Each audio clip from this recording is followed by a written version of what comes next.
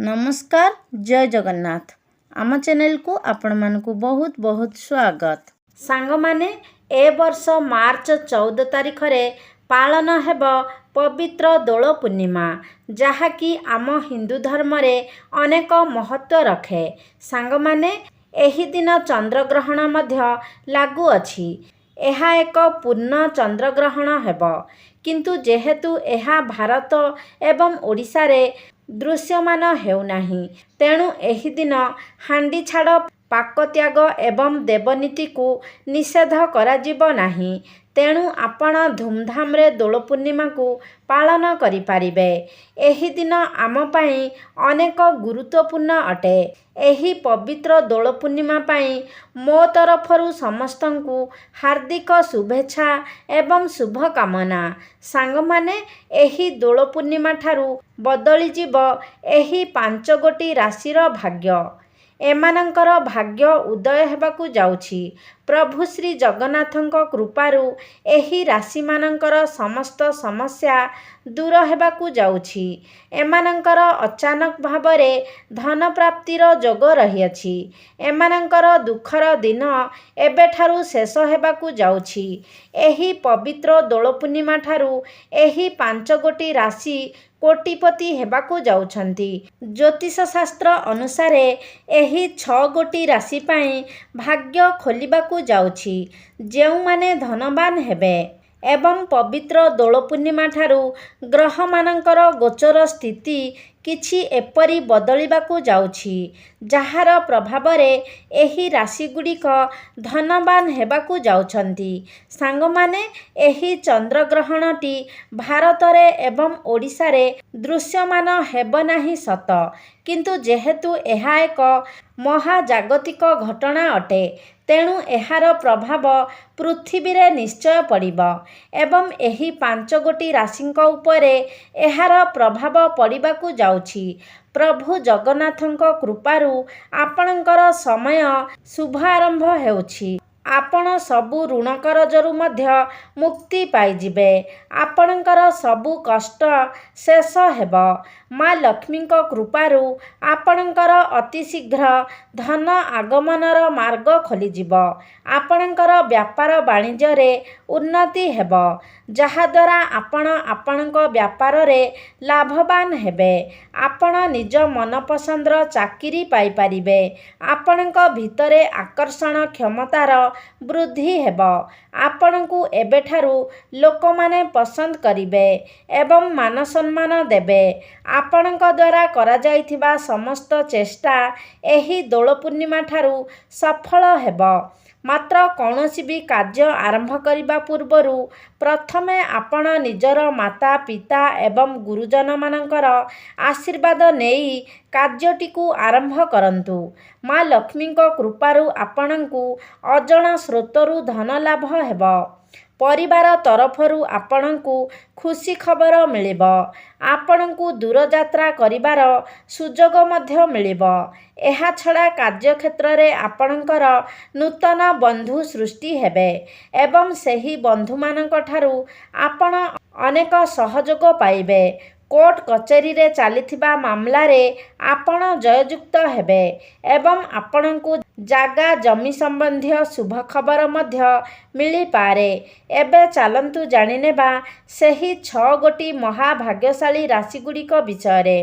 संपूर्ण भावरे वीडियो को स्किप न करी निश्चय देखंतु एवं श्रद्धा और भक्तिर सह कमेंट बॉक्स रे जय माँ लक्ष्मी निश्चय लिखंतु। प्रथम भाग्यशाली राशिटी हेउछि मिथुन राशि। आपण मानक जीवन रे सफलतार स्रोत बहिबाकु जाउछि। आपणक प्रत्येक चेष्टा रे आपणकु सफलता मिलिब। आपणक गृह को सुख समृद्धिर एवं धनर आगमन हेब। पवित्र दोल पूर्णिमा ठारू आपणक जीवन रे एक नूतन परिवर्तन हेब। जदि आपण बेरोजगार अछंती तेबे आपणकु रोजगार मिलिजिब। नूतन कार्य रे आसुथिबा समस्त बाधा दूर हेब। सामाजिक कार्यकलाप रे आपणकु सफलता मिलिब। जीवनर प्रत्येक असुविधा दूर हेब। ଯଦି କାହାକୁ ଧନ ଦେଇଛନ୍ତି ତେବେ ସେ ଧନ ମଧ୍ୟ ଆପଣ ଫେରସ୍ତ ପାଇପାରିବେ। ଗୃହରେ ସୁଖ ଶାନ୍ତି ଏବଂ ଆନନ୍ଦର ଲହରୀ ଖେଳି ଉଠିବ। ଧନ ରୋଜଗାର କରିବାର ନୂଆ ନୂଆ ରାସ୍ତା ଖୋଲିବାକୁ ଯାଉଛି। ଆପଣଙ୍କର ଆର୍ଥିକ ସ୍ଥିତିରେ ସୁଧାର ଆସିବ।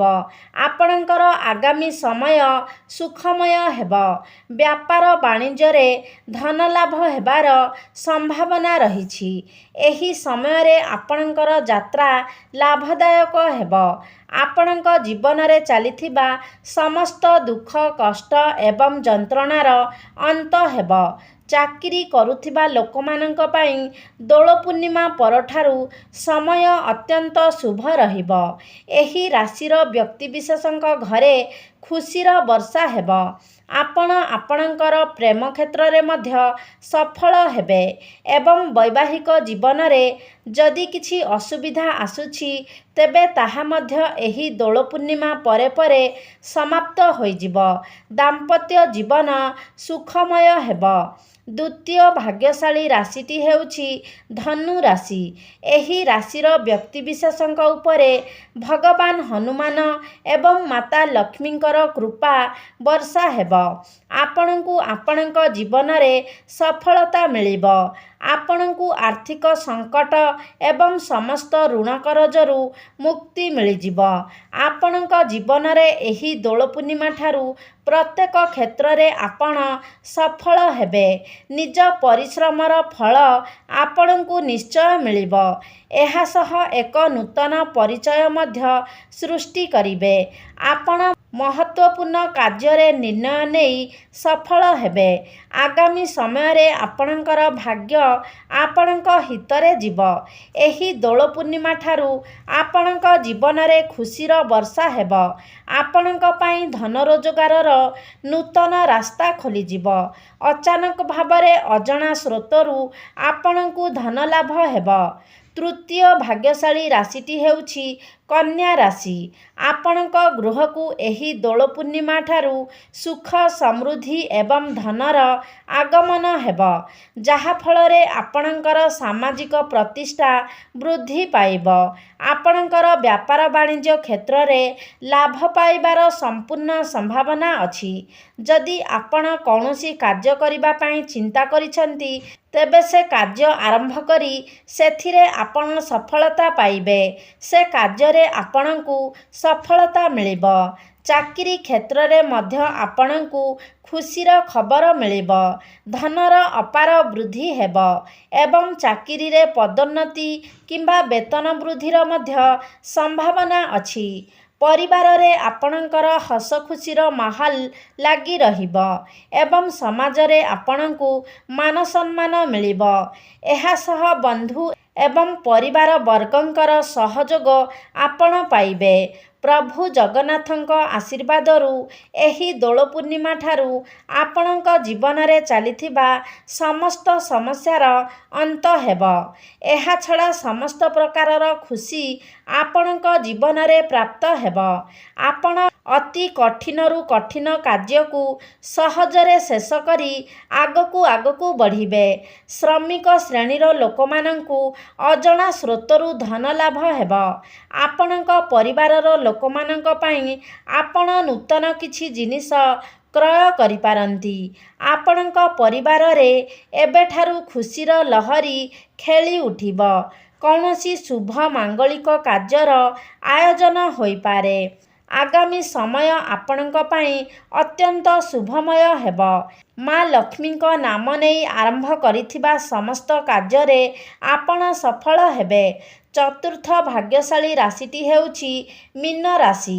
ବ୍ୟାପାର ବାଣିଜ୍ୟ କରୁଥିବା ବ୍ୟକ୍ତିମାନଙ୍କୁ ଏହି ଦୋଳ ପୂର୍ଣ୍ଣିମା ଠାରୁ ବ୍ୟାପାର କ୍ଷେତ୍ରରେ ଅପାର ସଫଳତା ପ୍ରାପ୍ତ ହେବ। ଆପଣଙ୍କ ସଫଳତାକୁ ଦେଖି ଆପଣଙ୍କ ଶତ୍ରୁମାନେ ଅତ୍ୟଧିକ ଉଗ୍ର ହୋଇ ପଡ଼ିବେ। ଏବେ ଆପଣଙ୍କର କିଛି କ୍ଷତି କରିବାର ବାଟ ଖୋଜିବେ ଏବଂ ସେଥିପାଇଁ ଅନେକ ଚେଷ୍ଟା ମଧ୍ୟ କରିବେ। କିନ୍ତୁ ସେଥିପାଇଁ ଆପଣଙ୍କୁ ଡରିବାର ଆବଶ୍ୟକତା ନାହିଁ, କାରଣ ସେ ଶତ୍ରୁମାନେ ତାଙ୍କର ସେ ଚେଷ୍ଟାରେ ବିଫଳ ହେବେ। ବିଦ୍ୟାର୍ଥୀମାନଙ୍କୁ ନିଜର ଗୁରୁଜନଙ୍କଠାରୁ କିଛି ବଡ଼ ଜିନିଷ ପ୍ରାପ୍ତି ହୋଇପାରେ।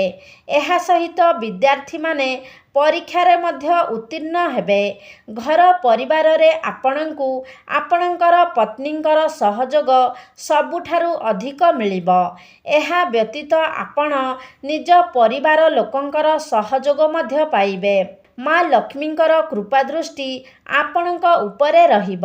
ପଞ୍ଚମ ଭାଗ୍ୟଶାଳୀ ରାଶିଟି ହେଉଛି ସିଂହ ରାଶି। ଦୋଳ ପୂର୍ଣ୍ଣିମା ଠାରୁ ଆପଣଙ୍କର ଭାଗ୍ୟ ବଦଳିବାକୁ ଯାଉଛି। ଅଜଣା ସ୍ରୋତରୁ ଆପଣଙ୍କୁ ଧନ ଲାଭ ହେବ।